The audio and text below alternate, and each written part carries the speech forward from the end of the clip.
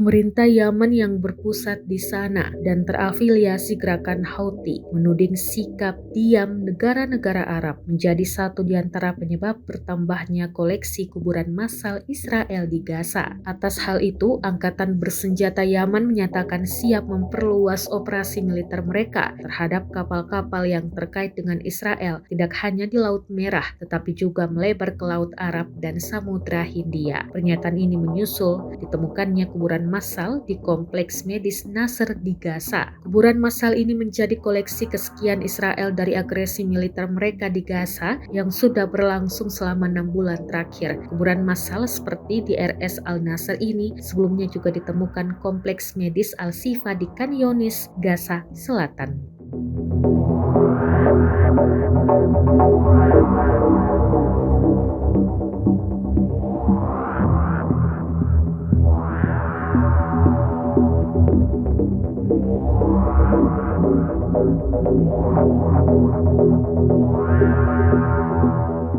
Download Tribun X sekarang, menghadirkan lokal menjadi Indonesia.